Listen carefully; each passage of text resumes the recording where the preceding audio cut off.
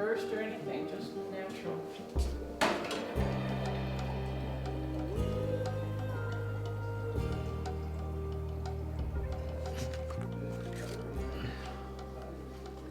You have saved all these pictures. Yeah, How old are they? they are old. I don't know how old they are. Fröken May-Britt Gunnarsson Linde Rövik. I have no idea what that. Maybe there's something I don't want you to see. Oh. Flyttningsbetyg. Yeah, my name was May-Britt Esther Eling. Or Esther Eling May-Britt Oh, is how they had And it. they put your first name after Yeah. your middle names. So when I became a citizen here, I dropped Eling. Okay. Because then I could change my name. and change the order of it too. Yeah. And Esther, I changed it to a TH, like Oh, okay. American. And May-Britt, I changed to MAY, so the Americans could understand it better. Because they would, May-Britt? No. Are you a major? But you changed it to MAY and Yeah. everybody mispronounced it. Yes. I should have changed it to MY, Brit, but didn't think about that. Okay, but so your first name was actually Esther. Yeah, but you Did it- know that, like my dad's name was Samuel Fritjof Gunnar, and he went by Gunnar. So they did that. Yeah. Were you always called May-Britt growing up? Yes. Okay. No, the only one we changed was Birgitta. And her name was Berit Ingeborg Birgitta. And she went by Berit when she was little. Really? And then we talking about it, I said, Birgitta's nice, much nicer. So we changed it, How old was she then? 4 or 5. Okay. She probably doesn't even remember. No. No. Not easy to just change somebody's name though and start calling them something else. No, it isn't. Yeah, that's my parents. She is 6 months pregnant. They got married in February.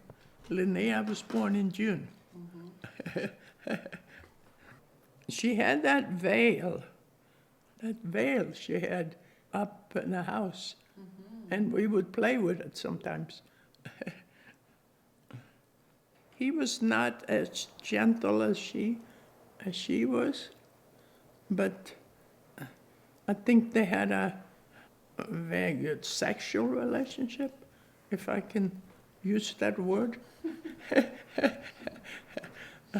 Because even though he slept in the kitchen on a sofa, and she slept upstairs with us kids, I could hear her talk sometimes. She would talk to herself. She would talk out loud, whatever she thought, she would say out loud. And so we knew what she was thinking. Linnea and I used to spy on them sometimes. We go downstairs and stand outside the door there, spy on them. That was Linnea's idea. Of course. I remember them one Sunday afternoon. They were kind of flirting with each other, and then they disappeared and went upstairs, because it was in the summertime, so it was warm. And then I could hear it go bang, bang, bang. I shouldn't say this. Well, they had 8 kids. And I don't know how many miscarriages she had, at least 2. So, but I mean, that's when I knew it was a miscarriage. I don't know how many she might have had before then. Well, it's you, it's Linnea, and then 4 years later it's you, Yeah, and then how long is it to Birgitta? well, and it's me, then it's okay. Okay, yeah, Yeah. Then it's 4 years to Birgitta. from you. Yeah. And 2 years to Solveig. Ove, I don't remember. And then from Ove to Ivan is 3 years or something like that. But it's over 3 years between Yvonne and Kurt. So I remember at Linnea's wedding, they were all getting ready and waiting for us, the 4 of us, to get back from church. But I remember my mother coming down from upstairs, going down the stairway, and she was crying. She was always talking to herself, so I knew what she was thinking. And she just found out she was pregnant. And she wasn't going to have any more kids. She already had 6. So, anyway, she cried. There's Mamma och jag. What I remember from her is just love, and I could talk to her. We didn't talk much, in our family, but I could talk to her. I've heard other people that's my age, and they say, yeah, we didn't talk. That's just the way it was. All I did was work. And we always had something that we did. Like, I remember my mother, she was mending potato sacks and stuff like that. I mean, farming things and clothing and stuff like that. There was mending time and knitting time. And Dad's friend, Otto, he'd come down sometimes. And then they would sit in the kitchen there and they would talk. The adults would talk if they had a visitor. And they would tell ghost stories. And of course, we thought that was so interesting. I mean, we just sat there and listened and listened. That was fun. I remember one, there was a bridge that when they came there with a horse, that horse went crazy. They couldn't get the horse to go over that bridge. And that was just after a certain time at night. I mean, he could go over in the daytime, but after a certain time at night, he just went crazy. So that's just one story I remember. Do you believe in ghosts? Yes. I don't know if I still believe in ghosts. I was always afraid to pass a cemetery. If I had to, when I was in Rørvik, I had to pass the cemetery in Jämsrud, right? The road was right outside the cemetery. And I was so scared. And another time, one of the guys, farmers in Krasselt, died. And they kept him på logen in the barn. And I knew that. And I had to bicycle past that. And I was so scared. And why was he in the barn? That's the way they did it, For how long? till they buried him. And that It could be 2 weeks. 2 It weeks. could be 2 weeks. It could. Wow. I mean, there was no set time for a funeral. This lady, in Krasselt, they said she could spooka. Hulda, yeah. She could tell her chickens, you cannot cross over that line. You only go that far, and they did.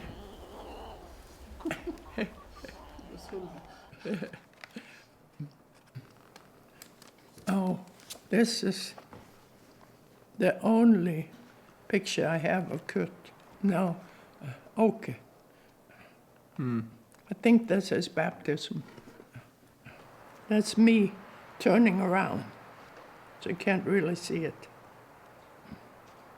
Åke and I always played together, and I remember playing with him, and we were in the chicken house, and we took out the eggs, and we cracked them against the rock, and that was so much fun. So we took more eggs and cracked them against the rock, and then my dad came in, and he caught us, and we thought we were in big trouble, but I think he thought it was so comical. He took us into my mother. But that's one memory I have, playing with him. And then, of course, we were always working in the fields. I think we were on Björkeskärret, which is way down towards Ljungsjön. So we had a field there that we called Mossen, and we worked there. And I think Åke decided he wanted to go home. And he missed Linda. And he walked all the way through the forest up to Karsult. That's a long way. And there were moss and areas that he had to get through.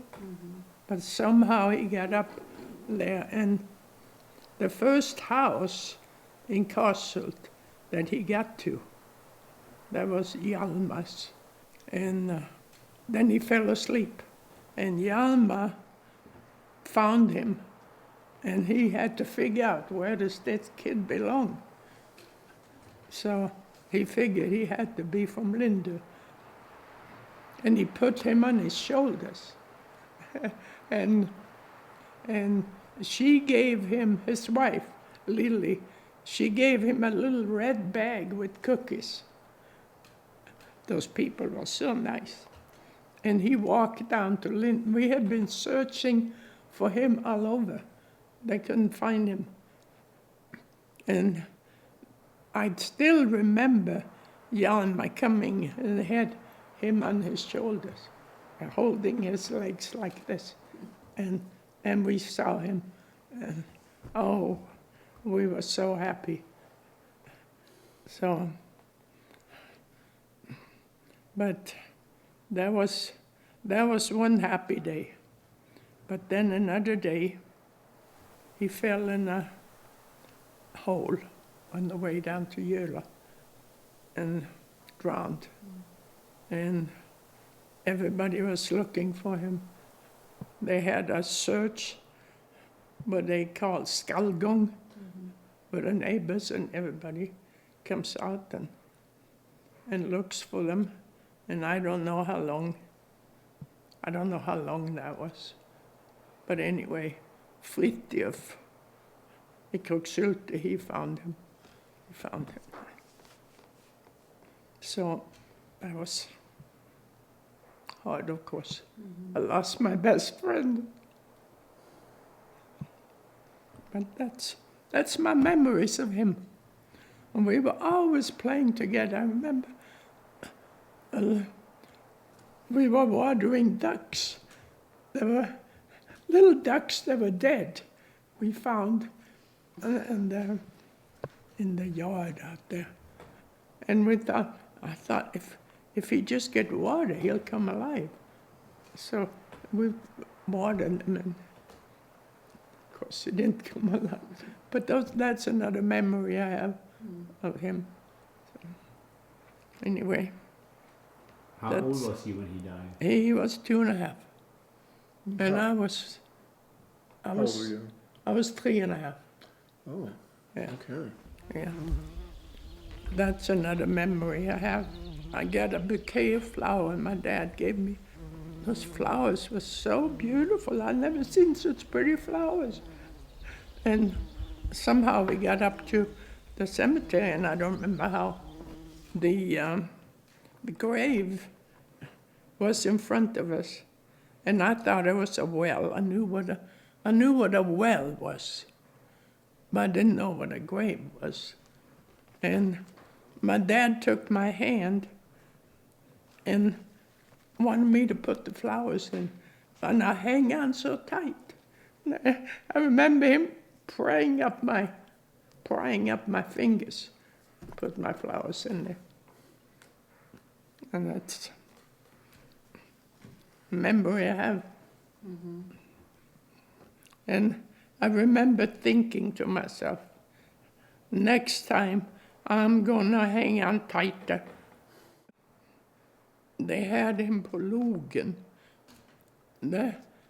He was on a kind of a table.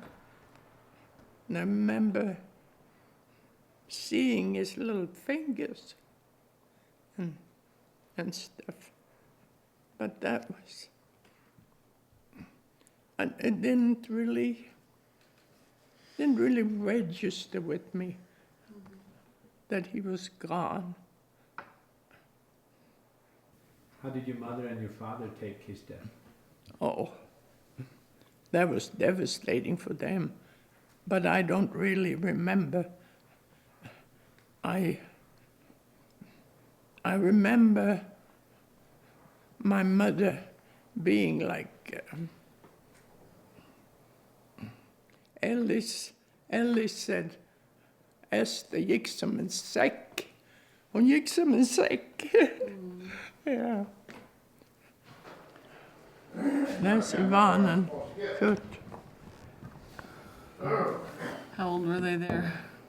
Well, whatever they look like. What was this? That's Solveig. Huh. Yeah, that's And Solveig. Lindu? Yeah. And how old is she there? What could she be? 13, 14? Okay. Probably driving home the cows. Mm-hmm. We had to go out and get the cows, you know, when it was time for them to come in and milk. Oh, that's Solveig Hava. That's the last part you do after you seed, to make the seed go down.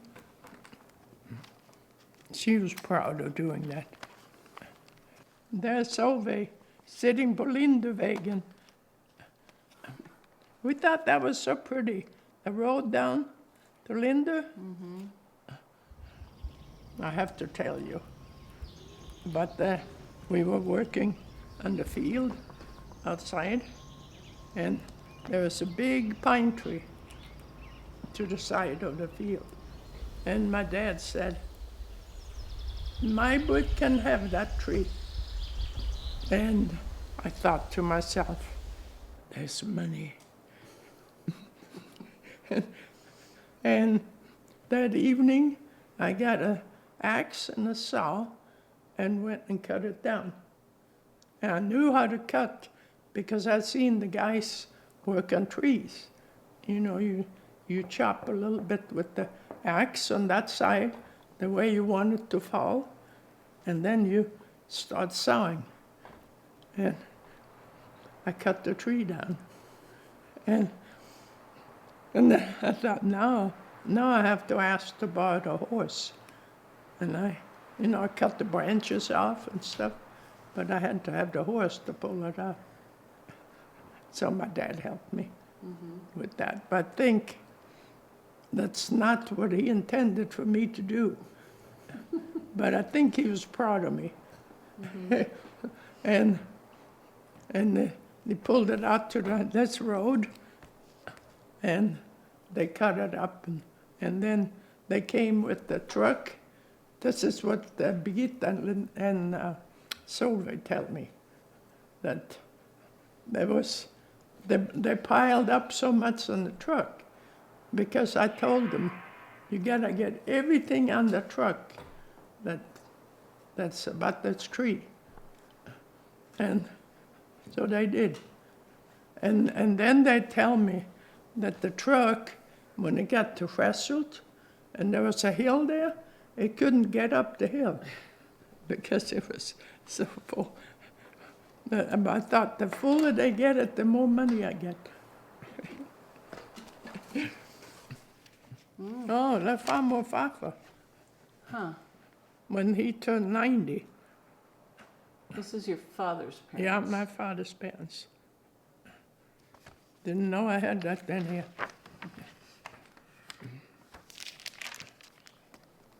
There's Birgitta. She looks good there. Mm-hmm. There's Morpha. That's Papa. Mm-hmm. And that's Farmer. I think that was her 90th birthday. And she got all those flowers. And Morfar, he's the one that always sat in church. Yeah, the third row from the front, on the right side. And when he came in, they always wear hats, you know. When he came in, he took his hat off, and he put the hat, his face in the hat, and he prayed. I mean, I didn't hear him pray, but I know that's what he did.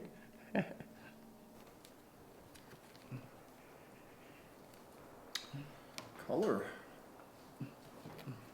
There's that tree that's, when you go up to Clearview, that's on Morpha's farm. Oh, okay. That was so big, and we could play under the tree. Oh. What is your favorite memory from your childhood? I guess playing on the ice on Jöla, In the darkest of Småland. in the darkest of Småland. We didn't think of it as being dark, because it was dark in the wintertime, but the snow lighted it up, you know. We were surrounded by trolls and who knows what else. Yeah, trolls, yeah, we had lots of trolls. Did you believe in trolls when you were little? I think so. I sure was scared. Did you ever walk at home from Jämsö to your house by yourself? Yes, I did. And was that scary? A lot of times. There's one place that I was really scared, and that was Lindevägen, you know, from Presselt, Uh-huh. the little road to Linde. I was so scared passing that. One time I wasn't very old, maybe 9 or 10. My dad said, well, May-Britt can go and get the newspaper. We had to go up to Kruksylte to pick up the newspaper. And how far was that? About a kilometer. okay. And I was scared. But it was the middle of winter, so I walked across Jöla. And when I came up into the forest, I saw a moose laying beside the road. And oh, I was so scared. I had to pass there to get to Kruksylte. When I got up to Kallas, Kruksylte, I was so scared, and I was so bashful anyway. I came in there in the kitchen, and I didn't say a word. And Elise, and she was there, I remember, and Gusta, and they all knew why I came, but they were gonna not give me the paper to see how long I could sit there and not say anything. But I just sat there a long time. And then they finally gave me the paper, and I just went out the door. But then I had to pass that place where the moose was. I had to pass that again. And, oh, I was so scared. But then I walked across over Jöla, and Linnea came looking for me. That's how long I've been. So they started to worry about me. Oh, I was so happy to see her. So, Was the And- moose still there? no, it wasn't. He was gone. No, it could have been, I don't know, it could have been my imagination or something. I'm not sure it was a moose. But at the time, I sure looked like one.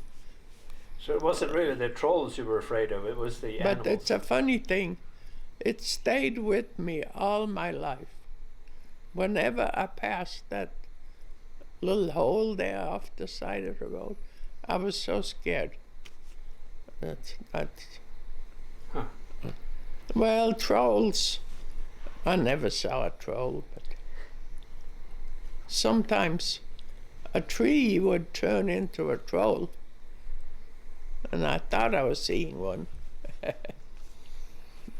But didn't see any trolls, really. Who's that? That's my dad in the military. I think it's just his military service. No, but we had a time where they had reserves, and I know he was in-colored, we called it. He was called in for 6 months or something like that. And I remember that was at Christmas, because Linnea and I, we said, we're gonna have so much fun. Because he wasn't there? Yeah, we could do all these things that we couldn't do otherwise. And what would be some of those things that? Well, I don't know, just carousing. And I remember he wrote a letter to us, and he said, I have heard a bird singing that you're not nice to Mom.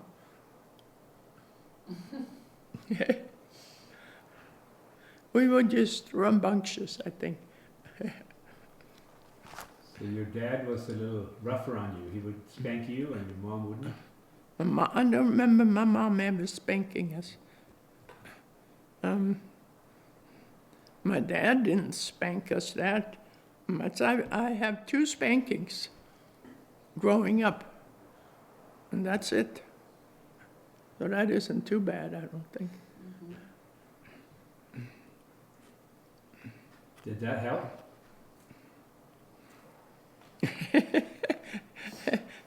Did that help? I don't know. If you want to know that story, Sure. you can always edit it out, you know. Let me know. Let's hear it. The one story was we had that little store next to Kasselt. I walked on to Sletter, and I was so tempted to buy a candy. I saw all the candy under the counter there. They had an account with them, you know, that we could just put on the account. And if I buy a hecto yeast, I can buy a candy. So that's what I did. And I ate the candy on the way home. And I forgot to throw the yeast away.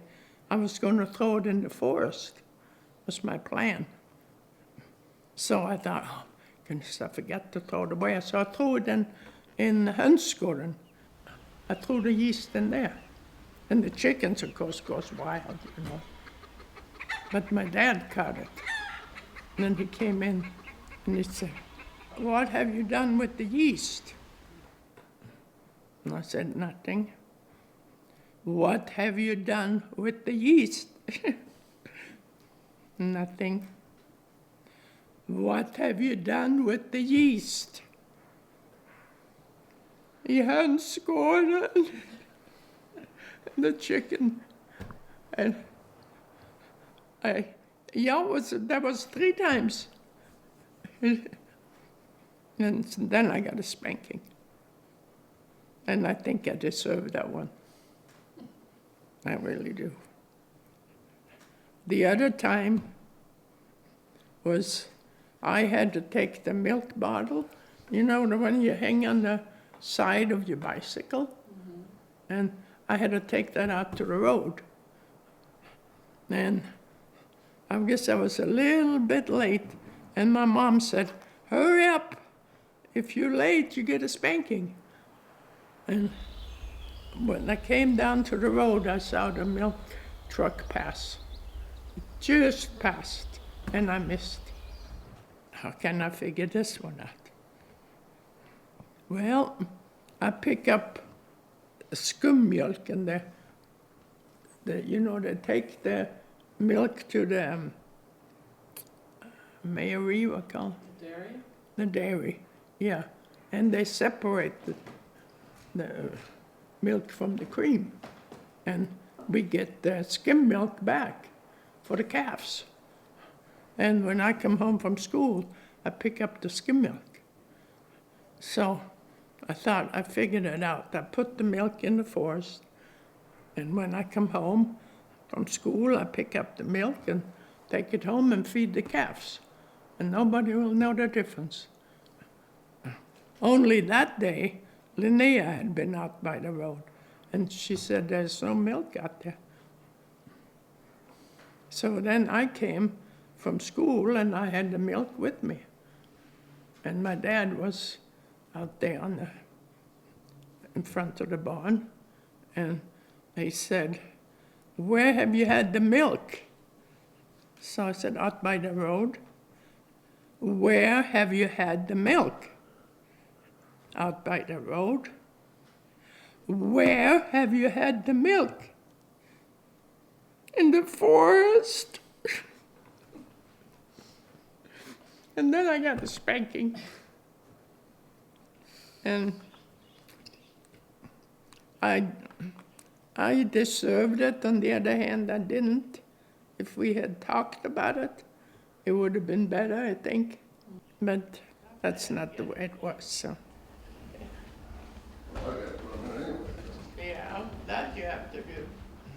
But my mom never spanked us. Mm-hmm. She might pull the hair a little bit, or the ear, or something.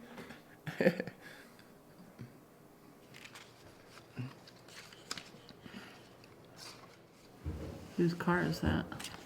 That's my dad's car. Mm-hmm. That Opel he bought after the war. He bought that car. He didn't know how to drive, but he knew he wanted a car. So he bought it, and my uncle brought it down to Linda. And then my daddy thought, well, I'm going to drive that. So he drove out to Lindevägen, out to that big road, and he controlled the speed with the clutch. He had no idea how to drive a car. The smoke was just coming out like crazy. When he came out to the bigger road there, he's going to turn around. And then somebody saw him and stopped and kind of showed him a few things and drove it back for him. There's my old school. Mm-hmm. That was my schoolhouse. And that's where the teacher lived. And where did you play? In here, out here? Yeah. No, in front of that. In front of that. Front of that. And there's a little hill down in the back where the toilets were. Where was it? In Kassult. And how far was that from home? 5 kilometers.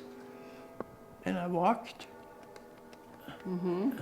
Uphill both ways. Uphill both ways Yeah. and against the wind. Yeah, against the wind. So when did you start school? I was 8 years old when I started school. Because they only started every other year. There was not enough kids to start every year. We had one class above us. There was only 2 students in that one. And then we had our class. There was 12, and then we had one below us. Mm-hmm. As years goes on, we had one below us. Mm-hmm. Of course, I started at the ground, yeah. Mm-hmm. Yeah. So we had, every other year, they started a class. Mm-hmm. So they made it 3 classes. And the same teacher for For all the, so For- were they in 3 different rooms then, those No, classes? no, same room. Same room? Yep. Just in different parts of Yeah. the room? Yeah, the high classes would be over to the right, I remember that. Those 2 kids? Yeah, those 2 kids, yeah. Huh. Uwe started when he was 6. I think their thinking probably was, he's the boy, he needs to go to work. So he's got to start school, so he can get that behind him and go to work. So he was done earlier than He you was were. done when he was 13, Okay. yeah. And he still brags about that he went to work when he was 13.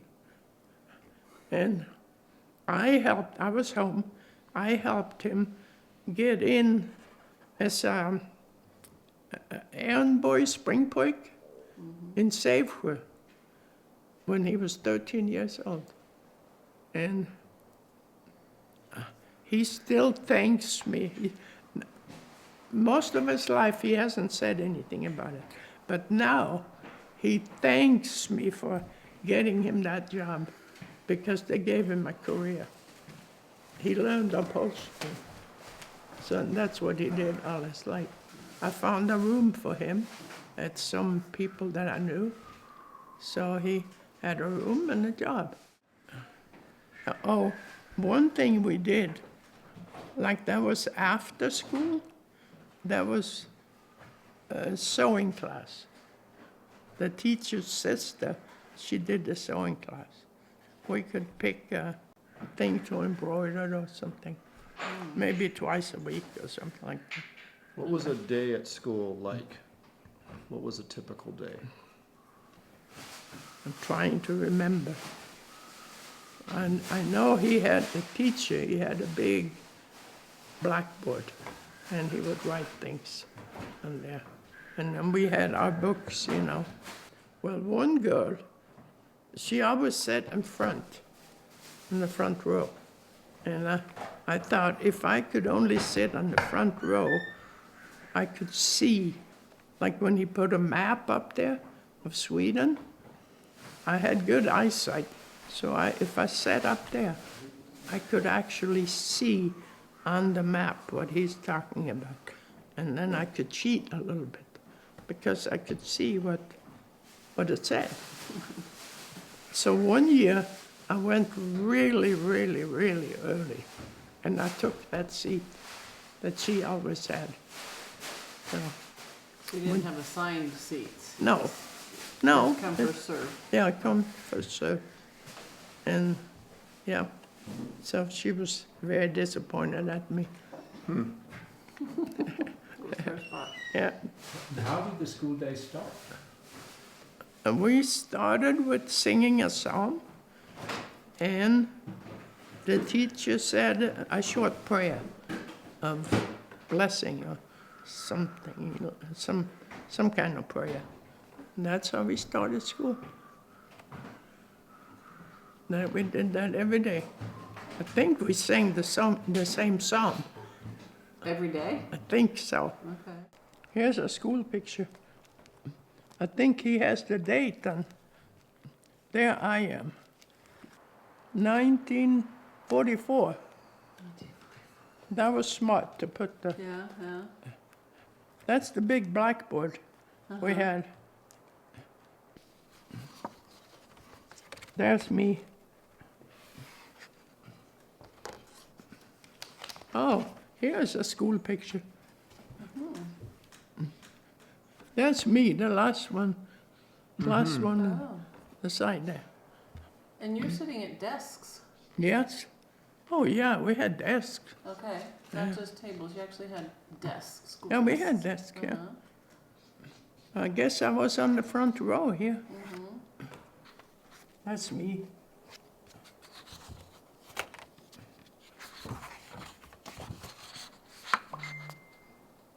This is my dad. I think that's him, yeah. What courses did you have? We had math, we had history, which I hated. I thought I spoiled the whole, we had 2 days a week history when we had a history hour. And I hated history. So that was like that whole day is ruined. And we had geography and naturlära, science. What was natural science? What would We- you study? We would go out in the forest sometimes and look at plants and study trees and stuff like that.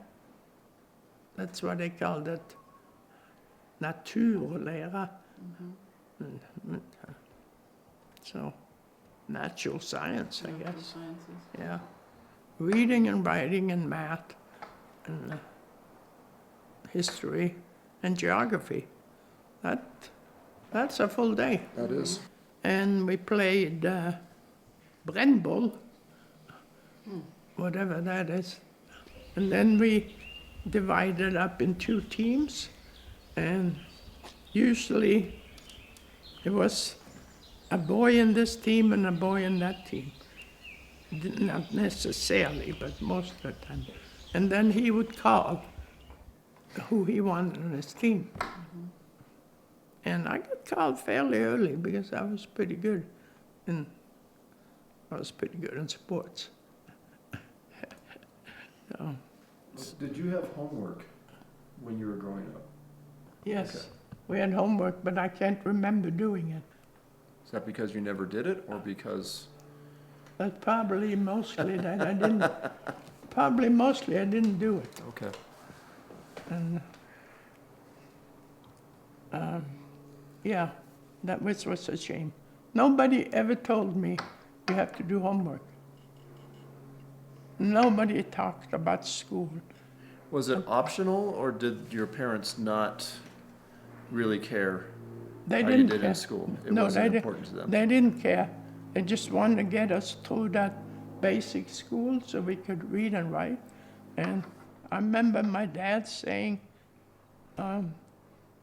school, that isn't good for anything. You gotta work. You don't have to go to school. He said that a lot about school, that's not important. So that was kind of, but still I knew I needed to learn more. Like when I came over here. This is my class outside the school in Kassel. And then we got to go to Växjö. We got an outing With From- your school? with the school, the class. And that was so exciting. I was so excited I could go to Växjö. Well, Växjö was a big city. Yeah, a pretty big Yeah. city. I mean, here we are. Oh, this is Växjö. This This is the is school Växjö. trip? That's from Okay. that trip, yeah. How old were you? Probably 12, 13. So what was the purpose of the trip to Växjö? That's just something that they wanted the kids to be exposed to outside world a little bit. It's a guy I kind of liked. Why did you like him? He was a nice guy. He really was a nice guy. But he wasn't interested in me. I liked him. Who's that guy? That's the only guy that had a car in Småland. He had a car and he was always driving around. He looks very nicely dressed as well. Yes, I think that's his home. He gave me that picture. Why did he do that? I guess he was chasing me a little bit. Nothing serious. But he had a car. That He must had have been a interesting. car. Yeah, he had a car. Fröken May-Britt Gunnarsson, Amerika. Oh, maybe he mailed it to me. What? God That got to jul you? och gott nytt år önskar Ivar. Yeah, Eva Linde. Well, there's no real stamp on there. Oh, I forgot that. that's funny. You made it look like a postcard. Yeah, that's pretty good, actually. Yeah. May-Britt Gunnarsson, America. Ja. Yeah. Oh, that's fun to go see these old pictures again. There's something that's fun, I think. That's when my uncle came home from America. That's when I started to get the America fever. And he had those flashy ties that they had in 1950. And, oh, I think wherever he is, that's where I want to go. Was there a lot of snow back then? Yeah, we had a lot of snow in the winters. I mean, we built snow houses, and we had a really cold winter in 49 and 40. They froze trees. The bark just split open. We had beautiful, 39 and 40. yeah, we had beautiful cherry trees. Too many pictures. I want to dwell on them. But these are taken outside, of course, playing in the snow. But these are taken inside. And I'm sure it's Helge's camera. He's the only one that had a camera. But what he had to do, he had a flash that he had to put in the back that he lit. And then he had time to run and sit there. So that's him sitting at the end. So he lit that flash and run back and sit, and then the flash go off. Of course, he had opened the camera in the dark. Because, you know, you can't have any lights. That was still weird to me. But he did all these inside pictures here. But then you had to sit really still. Yes. I mean, we were all lined up sitting there, so he's the only one that handled the camera. So he had it all set up. Then Would he, it flash like boom like that? yeah, Or- And you all look like it's just a candid shot, but it had to be, everybody had to be holding a pose very well. yes, Because otherwise that Yes. would be very blurry and it's pretty Yes. clear. oh, that's fun. Oh, this is me and Uncle Oscar. I guess that's Yvonne. We just played around and I pretended to marry him. Yeah, I had a bouquet and everything. We just play, yeah, of course, but I liked him. Mama's there. Oh, And that's Yvonne, actually. So Kurt wasn't here yet. and is that you? That's me. That's Linnea. Yep,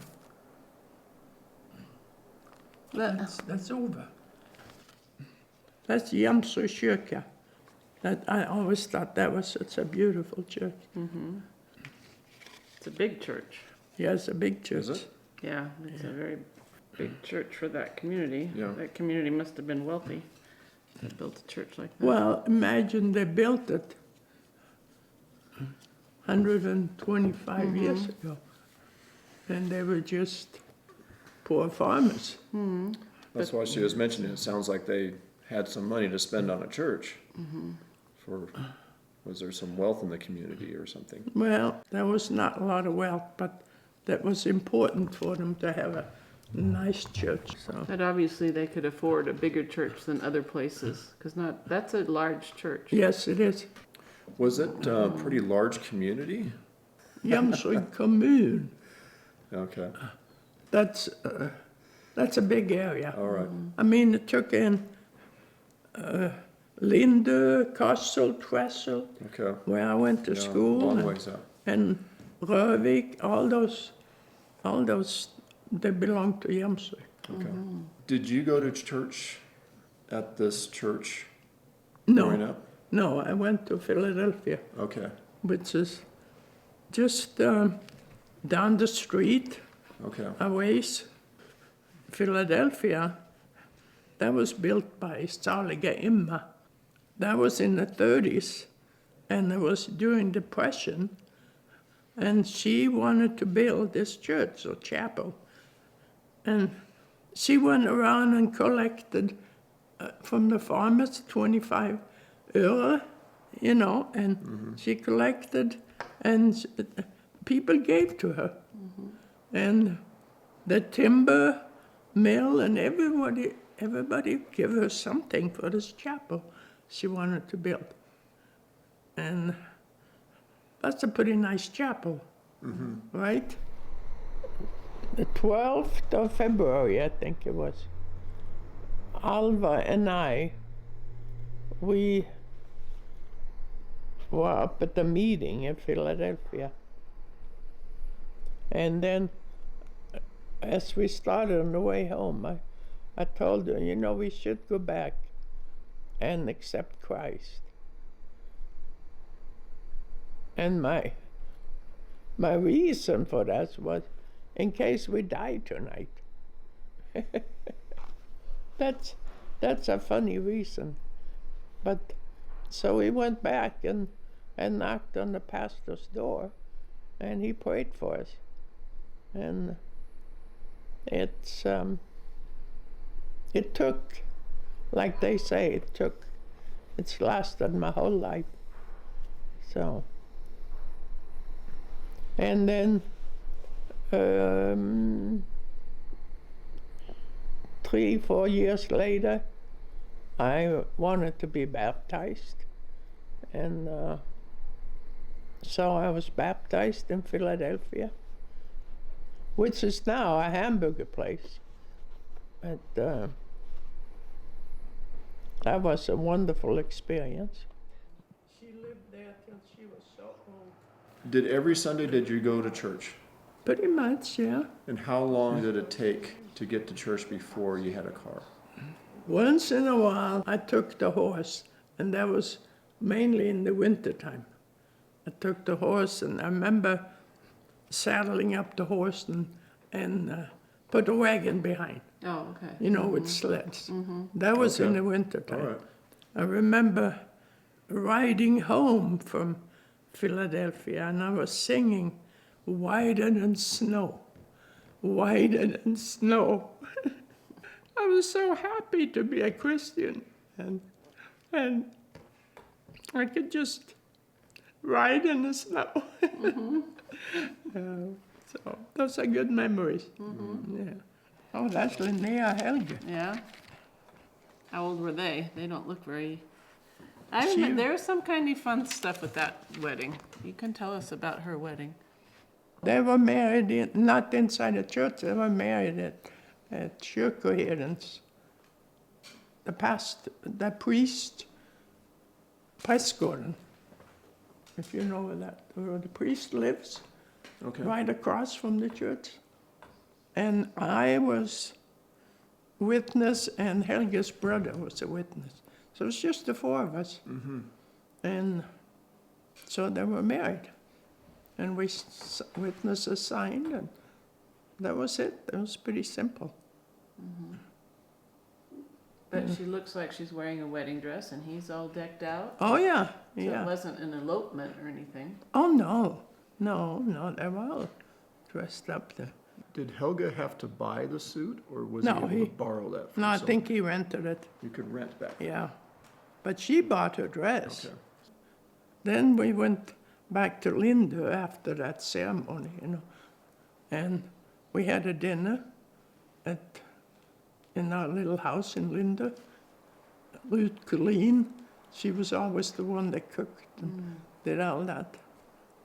And then in the evening, people would come and call brudparet ut, bridal couple out. So they kept on hollering that until they came out. So then they had to go out, and they walked a little gravel road down to the gate. And then when we had an arch, you know, what they make of birch, they had an arch there, they turned around, and then all their friends, they would come out, They were not invited to the wedding, but they come out and see them. Now, Yvonne and Bengt, they got married in the church. And then there was just the evening in Linde, and they had a dance, and they had musicians. They got drunk. My brother, Uwe, he would shoot out dynamite. He'd go away from the barn someplace and started shooting up dynamite so that the windows were rattling.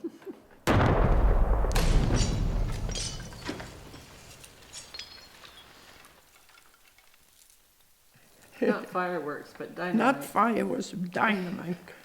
Dynamite. Just noise. Yeah. And I mean, it was heavy dynamite.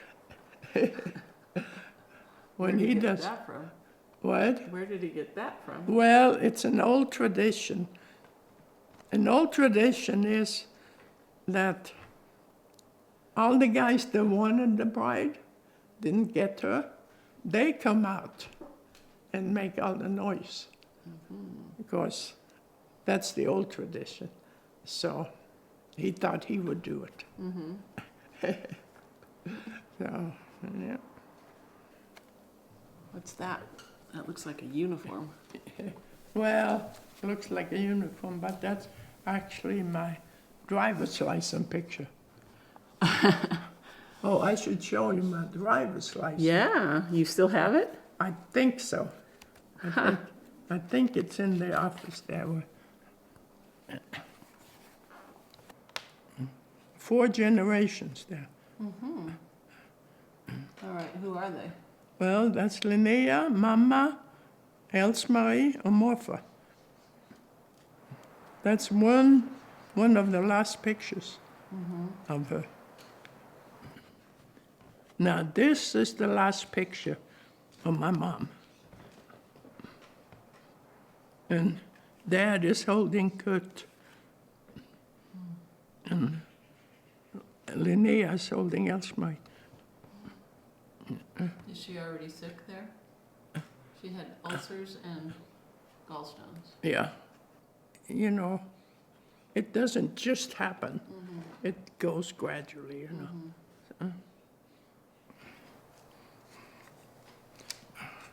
1906, that's when she was born. Yeah, Why don't you read it? Esther Samuelsson. No, I can't read it.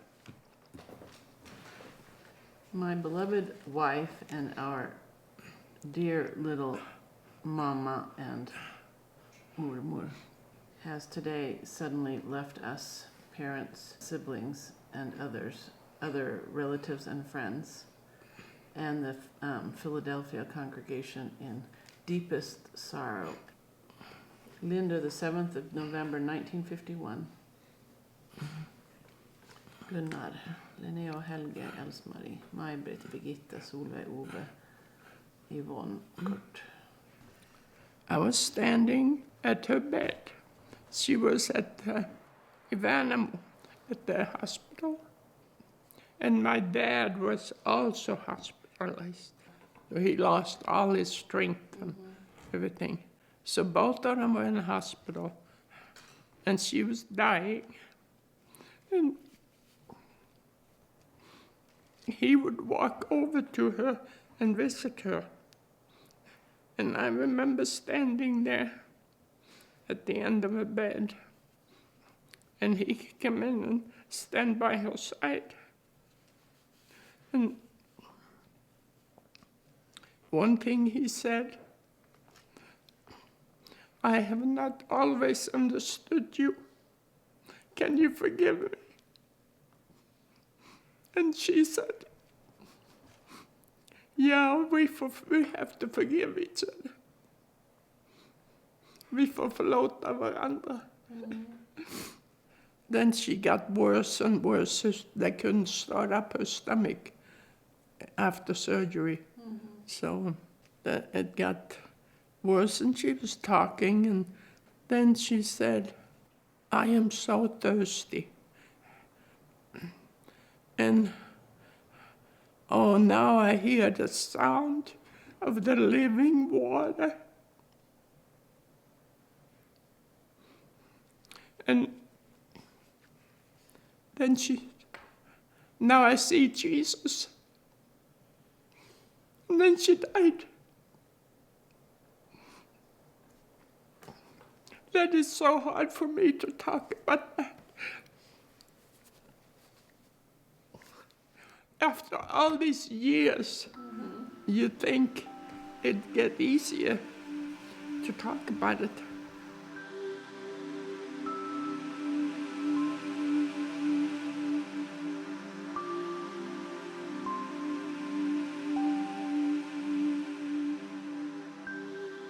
She is the one that came and helped us when Mom died.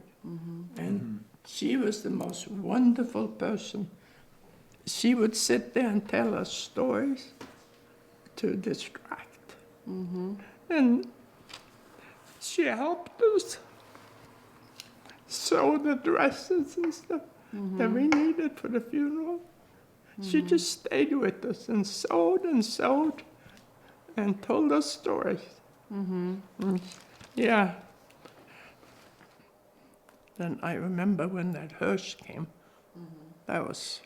That sticks in my mind, that picture. And then the picture when they opened the coffin. They brought her back to the farm. Yes, the hearse came down that little Lindeweg, and then they put her out on the lawn in front of the house. She left 7 kids. Linnea was married. I was 18, and then there was 5 younger than me, and that was hard. So. And how old was Kurt? 8 months, so he doesn't remember. But I had letters from her, from the hospital. She wrote letters to me. I was home taking care of her. She wrote several letters to me. And she said, take care of the little ones. She talked about Kurt. She had just had him, you know. Kurt mit Gull. She loved him so much. And I gave those letters to Kurt after many years. I thought he should have them. So. That's something else. Is it? How long did you stay helping with the kids after your mom died? I stayed about a year, or a year and a half, maybe 2 years. And then who helped take care of Kurt? Did anybody, Well, or did then your dad just take care of No, then I figured Birgitta and Solveig were getting older, and they could Okay. help him. I'm not saying that's the right thing. That's not a good decision I made, I don't think. But that's what I did. I should have stayed with him.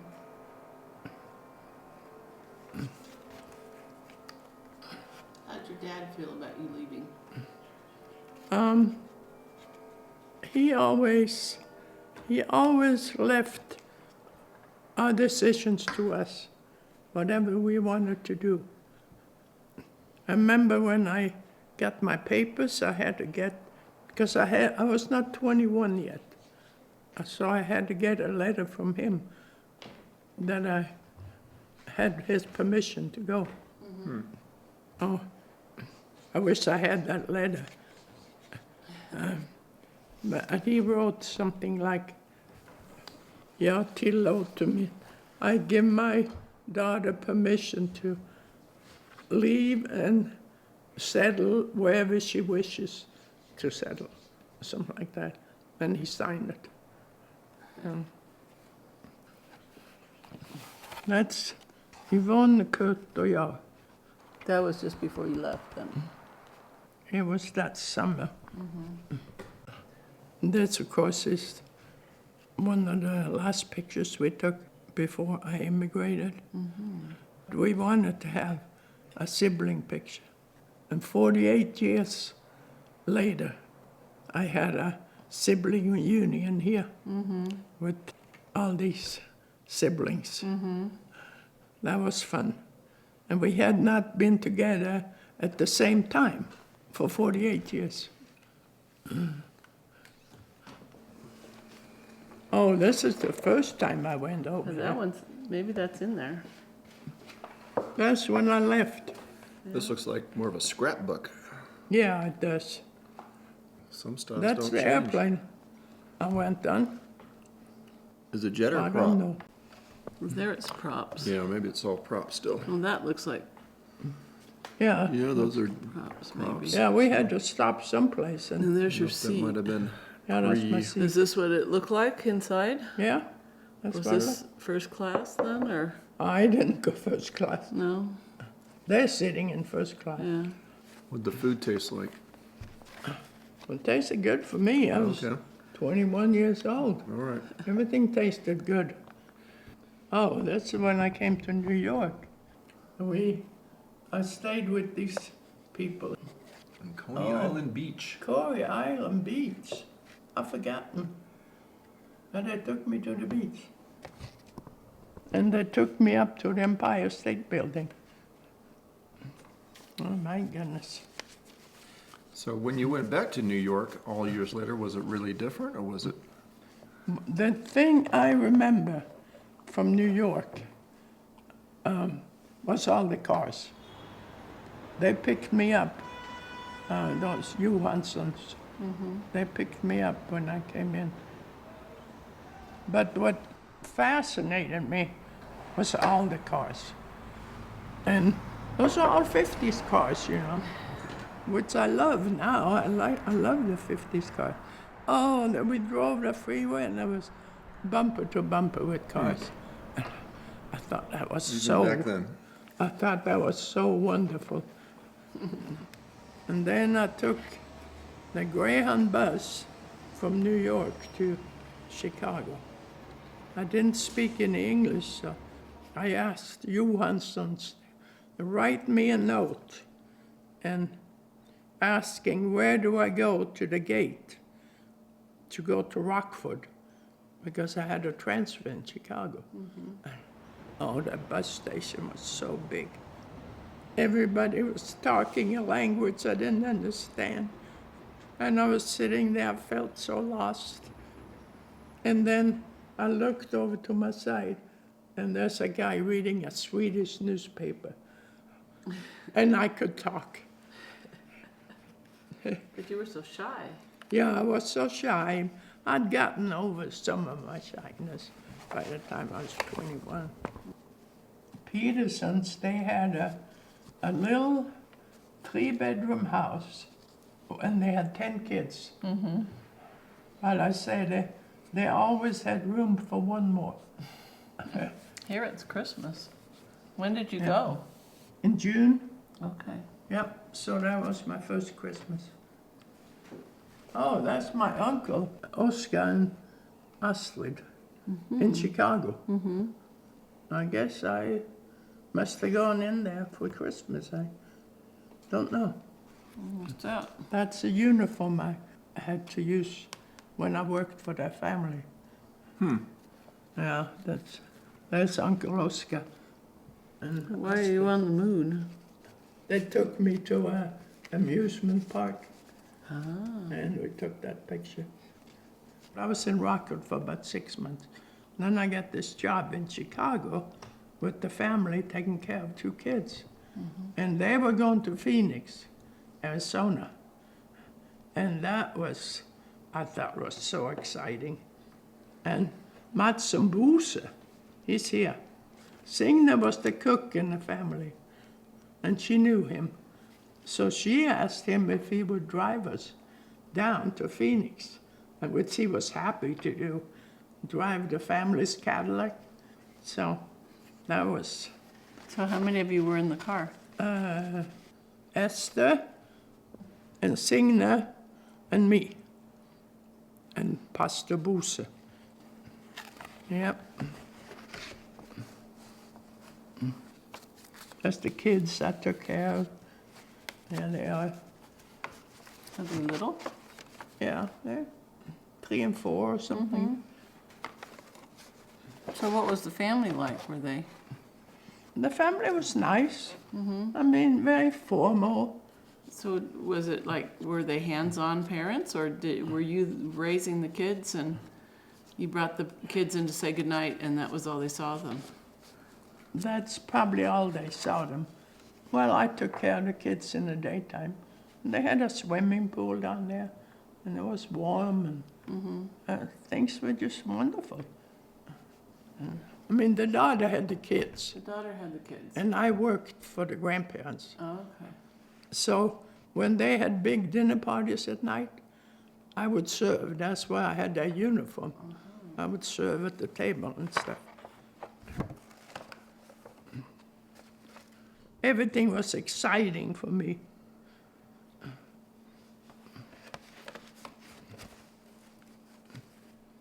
Yeah, that's just things. On our day off, So you had days off even in Phoenix? we had Thursday and Sunday off, usually. That was kind of the norm with au pair girls, Thursday and Sunday. So Thursday we went out and did shopping or whatever. So did you get paid as well as room and board? Oh, yeah. Okay. Oh, yeah. How much did you get paid? I don't remember. We went down to Mexico. That was exciting.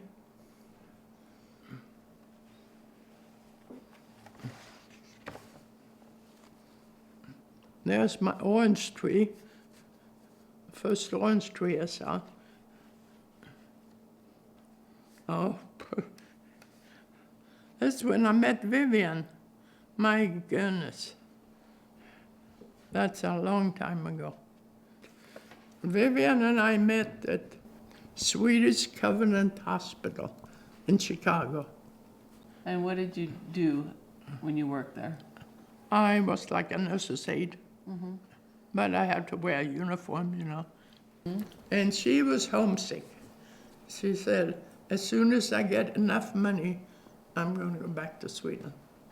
And, so I said, well, I'm going to go to California. I'm going to go west. I'm going west. So then she started to change her mind. And maybe I'll go with you. So then I looked in the newspaper and I saw an ad, drive away cars. And I called them and asked them, yeah, we have a car that needs to get to California. So went down there and picked it up. I was the only one that had a driver's license. So it was interesting that they would let me take their car. It belonged to a family in California, and the family wanted the car out there. So this company hired people to drive their car out. Apparently there was enough business for them to do that Yeah? over And and over again. I mean, we didn't get paid for driving it, but we had free transportation. So it was me and Vivian and Gunhild, this other Swedish lady. She wanted to go to California too. So, What was it about California that attracted you? oh, it was further west, That's as far as you could get? as far as I could get, yeah.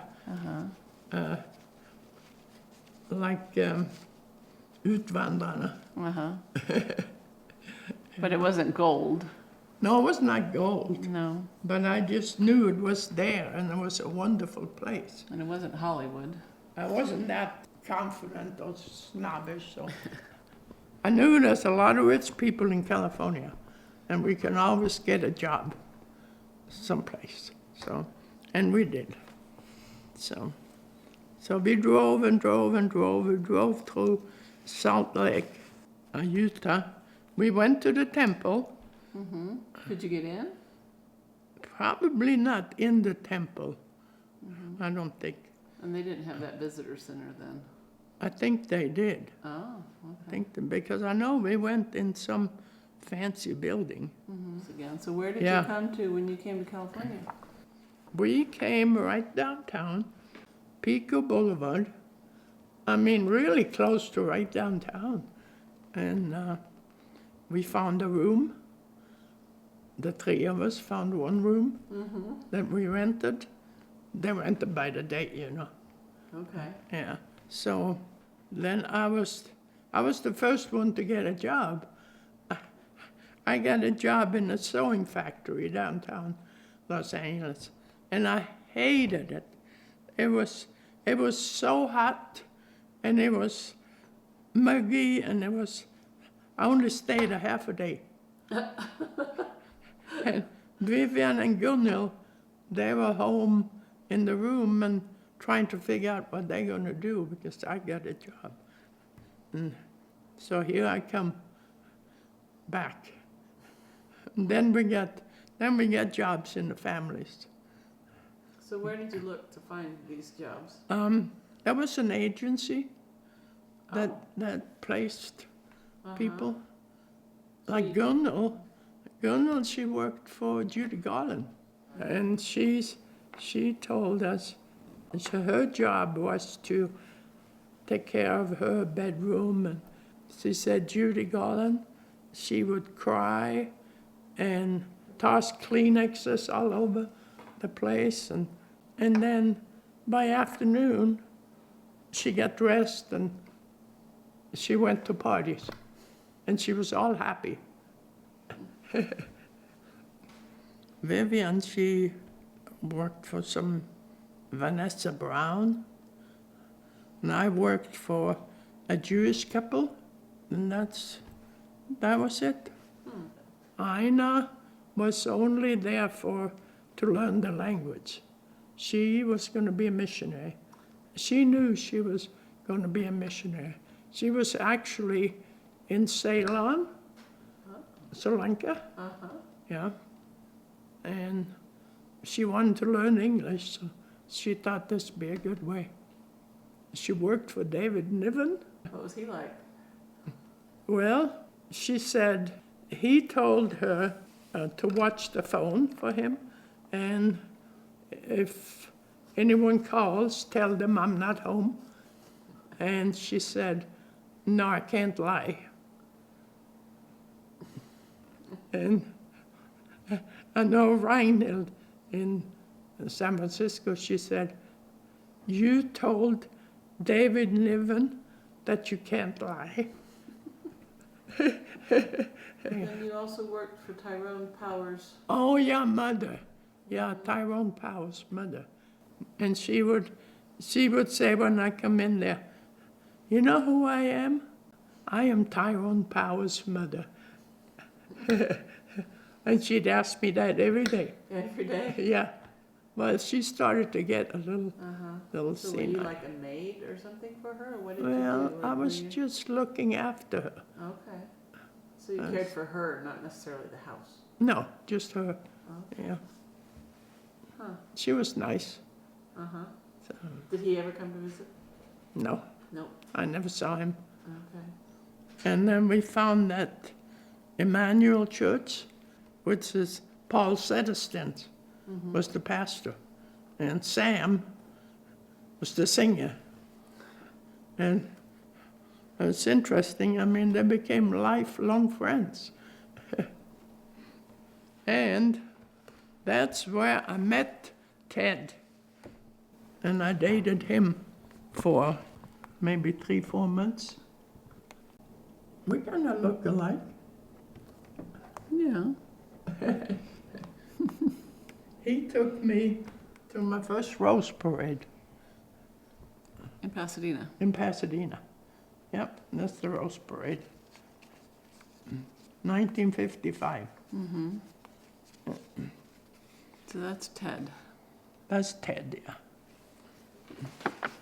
Yeah, I was in love.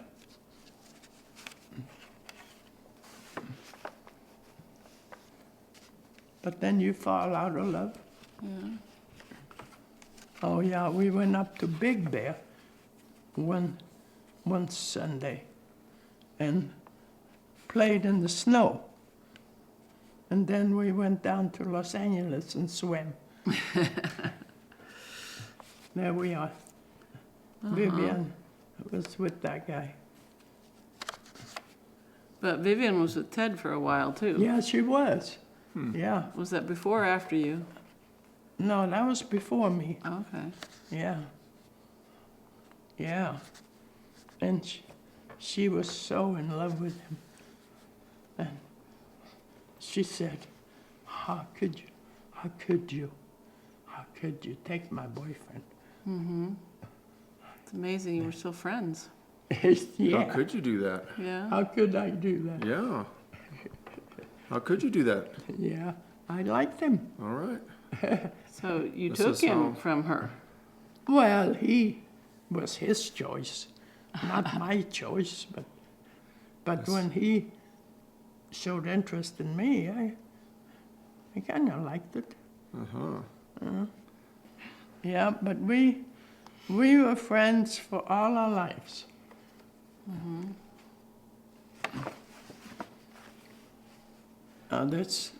I guess we flew up to Carmel with the family. Salinas, that's where we flew to. And Just for fun. no, I went with the family to have fun. Oh, okay. Yeah, I was up there for a couple of months. Oh. And I missed Los Angeles so much when I was up there. Oh yeah, that's when I bought my car. What kind of car was it?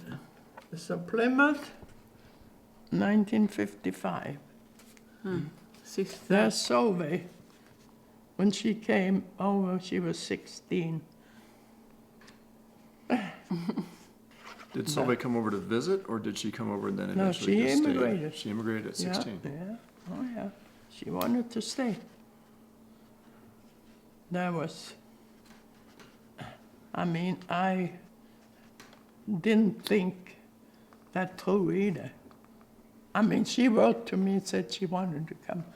I said, wonderful. I didn't think about it. She's only 16. What did Solveig do when she came here? She worked in a family. But then, as she got a little more on her belt, she got an office job, starting with filing and stuff. She was a smart girl. But she worked at that artist commune someplace. Yeah, outside of Los Angeles. Yeah, up in the mountains somewhere. Yeah, up in the mountains. Dad and I went to visit her, Yeah. and that's the first time she met him. And she was laughing. She was just giggling and laughing, and she said, "You're so much alike." What's that? That's in California. We went out to see somebody, and they put us in their backyard, and it was so nice. I really enjoyed that day. You look like a movie star. Yeah. There's another movie star picture. Yep. That was taken before I went back to Sweden. Okay. And that fur, was that yours or is that Yes. just something you borrowed I think I borrowed it. for the picture Yeah. to look like a movie star? Well, I didn't try to look like a movie star. It's the fashion of the day. Yeah.